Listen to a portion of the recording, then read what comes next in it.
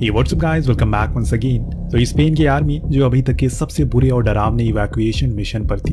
ये जगह अफगानिस्तान का एक बीहड़ इलाका है जहाँ चारों तरफ सिर्फ और सिर्फ तालिबानियों का दबदबा है। इसी में इन्होंने अपने चॉपर लैंड किया और जो कोई भी घायल थे उन्हें जल्दी से इलाज देना शुरू कर दिया। ऐसे में एक माँ थी जिसके हाथ में उसका घायल बच्चा था। वो मेडिक टीम के लीडर वलेरा फौरन जाकर उस बच्चे को अपने गोद में ले लेती है और चॉपर में लेकर आ गई ताकि वो उसे अच्छे संसाधनों से ट्रीट कर सके। उसके सामने ही उसकी माँ बैठी थी जिसकी आंखों में आंसू नहीं बल्कि एक उम्मीद थी कि उसका बेटा बच जाएगा, लेकिन वलेरा बचा ना सकी उसे और उसकी आंखों के सामने उसने अपना दम तोड़ दिया। एक पल के लिए जितने भी लोग चॉपर में बैठे थे सभी लोग उस बच्चे को बस देखे जा रहे थे। आखिर उसकी गलती क्या थी? सभी के मन में यही सवाल था, लेकिन किसी के पास जवाब नहीं था। इतने में बाहर तेज हमले होने लगते हैं। उस धमाकों में ये खामोशी ज्यादा सुनाई दे रही थी, लेकिन अब इन्हें यहाँ से निकलना पड़ेगा क्योंकि अगर ये यहाँ रुके तो दुश्मनों का शिकार बन सकते हैं। जब वलेरा बेस पर वापस लौटी तो उसके साथी ने उदास चेहरे को देखकर पूछा कि सब कुछ सही है ना? तो उसने कहा कि सब ठीक है, लेकिन असल में वलेरा अंदर से टूट चुकी थी। उसके जाने के बाद उसने जब अपने हाथों में लगे उस बच्चे के खून को देखा तो पूरी तरह से हिल गई। फौरन जाकर उसने शावर लिया और उस दरमियान वो खूब रोती है। ऐसा लग रहा था कि उसे देखकर आज उसके हाथों में बहुत बड़ा गुनाह हो गया है। उसने खुद को संभाला और अपने अगले मिशन के लिए तैयार कर लिया। उस दौरान उसकी मीटिंग हुई एक नई मेडिक शांजेस से, जो अभी एकदम नई थी। उसने ऐसे माहौल पहले कभी अनुभव नहीं किया था, इसीलिए वलेरा उसे अपने साथ रख लेती है ताकि धीरे धीरे इन चीजों को वो सीख सके। कहानी में हमें एक नए खतरे की तरफ लेकर जाती है। स्पेन आर्मी की एक टुकड़ी निकासी नाम की एक जगह की तरफ जा रही है। उसी रास्ते पर हम अमेरिकन आर्मी को भी देखते हैं। दोनों को ऐसी जगह पर है जहां पर हर कदम पर खतरा है। इतना बोलने की देरी थी कि स्पेन मिलिट्री की एक गाड़ी लैंडमाइन पर चढ़ जाती है जिससे कि वहां जोरदार धमाका होता है। जितने भी लोग थे उस गाड़ी में सब मर जाते हैं। सिर्फ 2 ही जिंदा थे। इस चीज को देखकर पूरा काफिला वहीं थम गया। हालांकि उन्हें ऐसा करना नहीं चाहिए था, पर कमांडर का कहना था उन्हें अब नहीं पता कि आगे कहां किस जगह पर लैंडमाइन है। माहौल बहुत ज्यादा तनावपूर्ण हो चुका है। वो फौरन आदेश देता है अपनी स्नाइपर टीम को उन घायलों का ख्याल रखो और खुद एक हेलीपैड बनाने के लिए निकल गया क्योंकि उन्हें अब जल्दी से मेडिक टीम की जरूरत थी जो उन्हें रेस्क्यू कर सके। अभी सोल्जर अपनी जगह पर बंदूक लेकर खड़े हो गए। ये जगह चारों तरफ से ऊंचे ऊंचे पहाड़ों से घिरी हुई है। ऐसे में दुश्मन कहीं से भी गोली चला सकते हैं और इन्हें मार सकते हैं। इनके पास कोई और चारा भी तो नहीं है। अब कमांडर ने हेलीपैड बना दिया जिसके बाद वो वहां से अपनी आधी टीम को लेकर निकल गया। कुछ तो वहीं ठहरने को कहा ताकि वो घायलों का ख्याल रख सके। इन लोगों के जाने के बाद ये अब थोड़े बहुत बचे थे वहां पर जिन्हें अब ज्यादा खतरा था, लेकिन तभी इनके पास वॉइस मैसेज आया। मेडिक टीम पहुंच गई है। तो ये उन्हें इत्तेहाद बरतने को कहते हैं क्योंकि यहाँ धूल काफी है और ऐसे में लैंडिंग आसान नहीं है। कैप्टन इनकी बात को बखूबी समझ रहा था। वो ये नहीं जानता कि इतनी ज्यादा धूल होगी, उसके सामने कुछ दिखाई नहीं देगा। उसने अपने चॉपर को मोड़ा और इनकी तरफ लेकर आने लग गया, लेकिन एक गलती हो गई। उसने सही अनुमान लगाए नहीं जिसके कारण उसके सामने से चीजें दिखना बंद हो जाती है। धूल के कारण ऊपर से चॉपर की विंड सब कुछ उड़ने लग गया था, जिस चक्कर में इनके चॉपर की लैंडिंग गियर उस रेगिस्तान के रेत में धंस गया। पूरा हेलीकॉप्टर वहीं पर पलट गया। ये चीज काफी भयानक थी। जितने भी वहां खड़े थे सब दूर भाग जाते क्योंकि चॉपर के फटने का खतरा बन जाता है, लेकिन ऐसा कुछ हुआ नहीं। मेडिक की टीम को भी कुछ खास चोटें नहीं आई, इसलिए वो फौरन आकर उन घायलों का इलाज करने लग गए। लेकिन इन्हें यह जरा भी नहीं पता कि अब आगे क्या होने वाला है। टीम ने कमांड सेंटर पर क्रैश की खबर पहुंचा दी, जो सुनने के बाद वो भी डर गए क्योंकि उन्हें पता है जिस जगह पर वो क्रैश हुआ है उसके आसपास का पूरा इलाका तालिबानियों के कंट्रोल में आता है। तो अगर उनकी नजर इन लोगों पर पड़ गई तो बहुत बुरा हो सकता है। पर वो उस क्रैश हुए हेलीकॉप्टर को भी छोड़ नहीं सकते, वरना वो तालिबानी उसे अपनी जीत का प्रतीक मान लेंगे। दुनिया के सामने उसे ऐसे दिखाएंगे जैसे उन्होंने ये खुद किया हो। लेफ्टिनेंट कैप्टन को बताता है कि अब यह मिशन रेस्क्यू का नहीं बल्कि सर्वाइवल का हो चुका है क्योंकि तुम लोगों को वहीं रात गुजारनी पड़ेगी और इस हेलीकॉप्टर में 1500 किलो वजन कम करना होगा, तभी जाकर हम उसे रेस्क्यू कर पाएंगे। ऐसा करने में समय लग सकता है और इसीलिए अब तुम लोगों के ऊपर सारी चीजें, जितना हो सके पास की चीजों पर नजर रखो और हो सके कोई भी हरकत ना करो, वरना उन्हें पता लग सकता है। कैप्टन समझ चुका है अब उन्हें क्या करना है और इसीलिए उन्हें सबसे पहले तो एक सेफ जगह देखकर वहीं कैंप लगा लिया। फिर अपने लोगों को भी इस बारे में बताया। साथ में जो स्नाइपर की टीम थी उन्हें एक खास जगह पर बैठा दिया। हालांकि इनके पास लोग बहुत कम थे, इसीलिए हर कोने पर नजर रख पाना बहुत मुश्किल है, लेकिन जितना हो सके वो उतना तो कर ही सकते हैं। कैप्टन का पैर जख्मी हो गया है तो वलेरा उसकी मरहम पट्टी करती है। दोनों के बीच थोड़ी बातचीत होती है जिससे अब अंदाजा लगा सकते हैं कि आगे चलकर शायद ये दोनों साथ हो सकते हैं। पर कैप्टन टॉरेस उसके चेहरे को देखकर समझ जाता है कि उस बच्चे की मौत से अभी तक वो उभरी नहीं है। ऊपर से उसने जब ये बताया कि अब वो फौज को छोड़कर जा रही है तो उसे काफी बुरा लगता है क्योंकि उसके जैसा होनहार मेडिक अभी तक स्पेनिश आर्मी में था ही नहीं। वो आम सोल्जर उस गिरे हुए चॉपर के हिस्सों को अलग करने लगते हैं। उन्होंने सबसे पहले उसके पंखड़ियों को अलग किया क्योंकि वो सबसे भारी थे, लेकिन इंसानी हाथों से ये कर पाना मुश्किल था। पर नामुमकिन तो नहीं था, इसमें थोड़ा समय लगेगा उन्हें। बाकी के लोग अपनी जगहों पर तैनात थे। इतने में वहां लेफ्टिनेंट कौन आता है जो सभी काम का जायजा लेता है। तब उसे एहसास होता है ये काम बहुत बड़ा है, जितना आसान उसने सोचा था वैसा ये बिल्कुल नहीं है। उसने पास स्नाइपर टीम का मैसेज आता है जो उसे बताते हैं उन्हें दक्षिण इलाके में सपाट इलाके में एक संदिग्ध आदमी दिखा है। हालांकि दिखने में वो एक मामूली चरवाहा है, लेकिन कौन को उसे देखना था और इसीलिए वो कुछ सोल्जर को लेकर उस तरफ भागा, पर वो उसके करीब नहीं जाएगा क्योंकि अभी उन्हें सही से नहीं पता कि आखिर वो कौन है। इसीलिए उसे कमांड सेंटर में सैटेलाइट इंफॉर्मेशन मांगी और इस बीच हम देखते हैं कि वो शख्स जिसके हाथ में 2 बकरियां थी वो इन्हीं लोगों की तरफ देखे जा रहा था और रेगुलर ने तो उसकी तरफ एम करके रखा हुआ है, लेकिन कौन उसे ऐसा करने से मना करता है क्योंकि ये ह्यूमन राइट के खिलाफ है। अगर इस बारे में किसी को पता चला तो उनका कोर्ट मार्शल हो जाएगा, इसीलिए वो अभी रुकने को बोलता है। तभी कौन का ट्रांसलेटर जो यहाँ का लोकल था वो उस लड़की की तरफ भागना शुरू करता है। पास जाकर उसने उसे पत्थर मारकर दूर भगा दिया जिससे वो वहां से चला गया। रेगुलर उसकी हरकत से इतना ज्यादा गुस्से में था कि अब उसे एम कर देता है और दोनों के बीच में तीखी बहस हो जाती है, पर कौन उन्हें शांत होने को बोलता है। इतने में सेंटर से इंफॉर्मेशन आ जाती है। वो बताते हैं कि वो लड़का असली में तालिबानी जासूस था, वो यहाँ तुम्हारी लोकेशन को देखने के लिए आया था। ये जानने के बाद कौन का दिमाग फट गया, आखिर इतनी बड़ी चूक कैसे हो गई।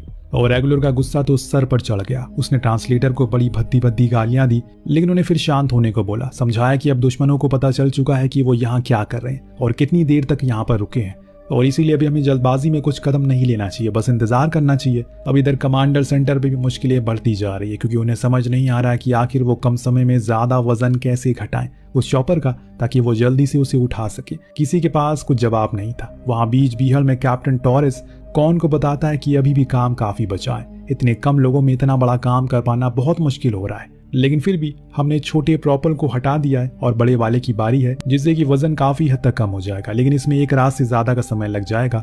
कौन को ये जानकर थोड़ी घबराहट होती है कि यहाँ ज्यादा देर रुकना सही नहीं है क्योंकि उनकी लोकेशन भी अब पता चल चुकी है। अब अंधेरा होने से पहले उसने एक लेडी सोल्जर को ऊपर स्नाइपर के पास जाने को कह दिया ताकि वो रात के अंधेरे में हो रही हलचल को ज्यादा बारीकी से देख सके। यहाँ नीचे वलेरा और शांचेज दोनों ही उन घायलों को अच्छी देखरेख कर रहे थे। इस दौरान एक घायल सैनिक शांचेज से फ्लर्ट करने की कोशिश करता है। वो अपने काम पर ध्यान देती है क्योंकि ये उसका पहला दिन था और ऐसे में वो कोई भी चूक नहीं चाहती, लेकिन कुछ ही देर बाद उसे एक बड़ी चूक हो गई। जब वो कैंप से बाहर आ रही थी तो उस समय उसने लाइट को ऑफ कर दिया, जो देखकर कौन फौरन अंदर गया और उसे सुनाने लग गया क्योंकि ये उसकी गलती इन सभी जिंदगियों को गवा देगी। एक रोशनी इस अंधेरे में कितना भी खतरा बन सकती है उसके लिए उसे इस बात का कोई अंदाजा नहीं है। बीच में वलेरा आकर उसका बचाव करती है और कहती है अभी वो नई है, धीरे धीरे सब कुछ सीख जाएगी। अब कौन बहुत गुस्से में था। उसका कहना था कि ये कोई ट्रेनिंग ग्राउंड नहीं है बल्कि वो चारों तरफ से दुश्मनों से घिरे हुए हैं, सिर्फ एक गलती और सब कुछ खत्म। उसने शांचेज को भी सभी के सामने खूब सुनाया जिससे वो काफी मायूस हो गई, पर वलेरा ने उसे कहा कि तुम्हें उदास होने की जरूरत नहीं है, बस आगे सब इन सब चीजों का ख्याल रखना। वेल, कमांड सेंटर में अभी भी लोग परेशान हैं क्योंकि उन्हें सही हेलीकॉप्टर नहीं मिल पा रहा जिससे वो गिरे हुए चॉपर को उठा सके। तभी इन्हें चिनूक हेलीकॉप्टर का ख्याल आया जो बेहद शक्तिशाली है और आसानी से उसे लिफ्ट कर पाएगा, लेकिन इसमें एक दिक्कत है, जितनी पावर है उतना ही नुकसान भी है। वहां धूल मिट्टी है और हो सकता है कि उसके साथ ऐसी कोई घटना हो जाए, पर कमांडर आश्वासन देता है कि वो खुद जाएगा और साथ में ताकि कोई गलती ना हो। उसने अपने साथ और सोल्जर को भी रख लिया जिसमें एक लेडी भी थी। कुछ देर बाद एक डरा देने वाला संदेश मिलता है, एक संदिग्ध आदमी जो मोटरसाइकिल से इन्हीं की तरफ बढ़ रहा है, जिसे स्नाइपर देख लेता और उस पर शूट नहीं करता क्योंकि उसके पास कोई हथियार नहीं था। इसीलिए उसने सेंटर में इस चीज की खबर की। वहां जब उन्होंने अपनी सैटेलाइट से उसे देखा तो उन्हें पता चला कि वो सिर्फ एक नहीं बल्कि वहां 4 SUV और 3 बाइक है जिसमें न जाने कितने तालिबानी है और उसने खुद नहीं पता। अब इस चीज की जानकारी वो फौरन कौन को देता है और अपने लोगों को टाइट होने का ऑर्डर देता है क्योंकि अब अंधेरे में उन्हें अपनी किस्मत को आजमाना है। वहीं लेफ्टिनेंट चिनोक को लेकर उड़ चुके हैं और यहाँ तक पहुंचने में उसे थोड़ा वक्त लगेगा, तब तक हो सकता है कि इन पर हमला हो जाए। रात भी काफी हो चुकी है और इसीलिए अंधेरे में कुछ साफ दिख पाना आसान नहीं है, और यही तो तालिबानी चाहते हैं। उन्होंने चालाकी दिखाई और बाइक से वहां पर धूल उड़ाना शुरू कर दिया जिससे अब कुछ भी नजर नहीं आ रहा है। ऊपर से इन्होंने अब भीड़ बकरियों को भी छोड़ दिया जो तेजी से आगे बढ़ रही हैं।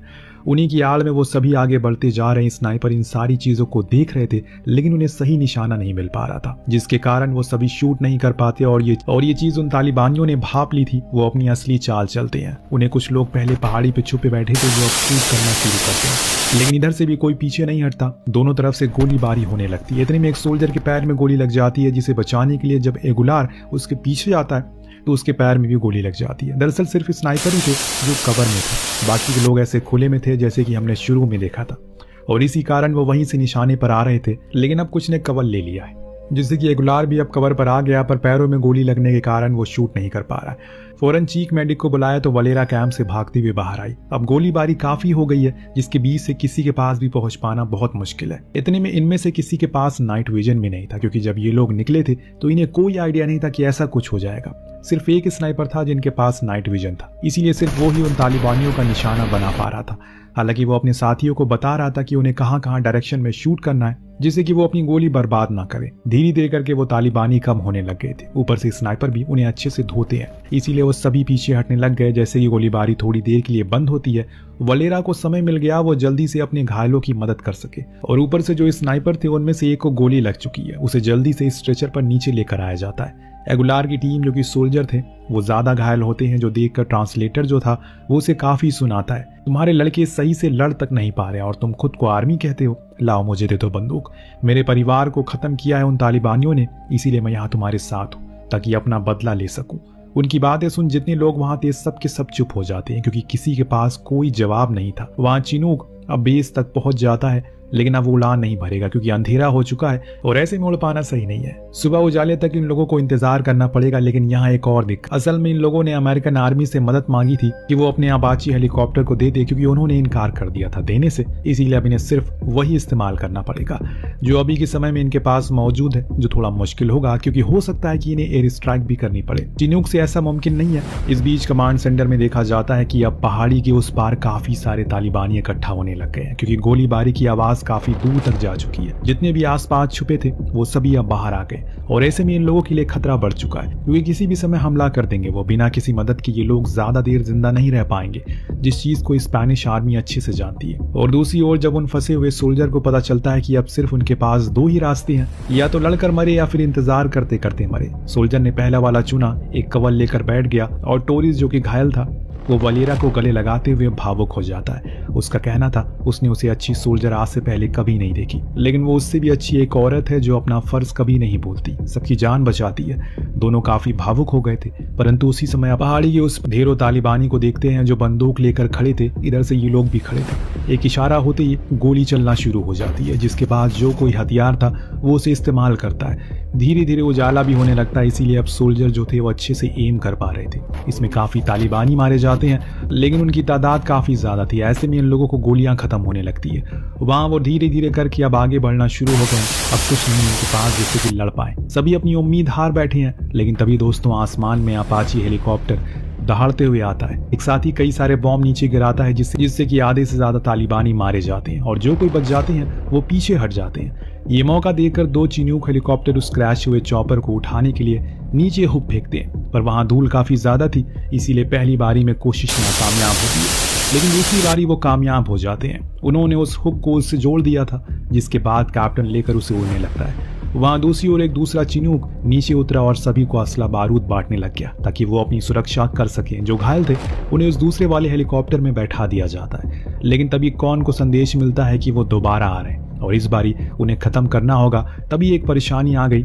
एक मोटरसाइकिल पर बैठा तालिबानी आरपीजी लेकर आगे बढ़ने लग गया और उसका निशाना वो दूसरा लैंड किया हुआ चिनूक था। पर कौन उसे देख लेता है और उसके पीछे वाले को शूट कर दिया, लेकिन आगे वाले को उसकी भिड़ंत हो गई और वो तालिबानी कौन को मार मार कर बेहोश कर देता है। खुद उस आरपीजी को उठा के शूट करने की तैयारी में लग जाता है, लेकिन तभी वलेरा उसे ऐसा करने से रोक लेती है। उसने अपनी पिस्तल से हमला करके उसे वहीं मौत के घाट उतार दिया। इसके बाद जो दूसरा चिनूक था वो भी उड़ जाता और जमीन पर जो बख्तरबंद गाड़ियां थी उनमें बचे हुए सैनिक बैठे थे और उनके पीछे पीछे जाने लगे। लेकिन अभी कहानी खत्म नहीं हुई है। वो तालिबानी इतनी आसानी से इनका पीछा तो नहीं छोड़ने वाले। वो एक पहाड़ी पर इन्हें रोक लेते हैं। दरअसल इनके सामने एक कार खड़ी थी जो इनका रास्ता रोक रही थी और ऊपर सारे तालिबानी थे जिनके हाथ में आरपीजी थी, जो अगर वो चला देते तो इन सभी की गाड़ियां उड़ जाएंगी और सबके सब मारे जाएंगे।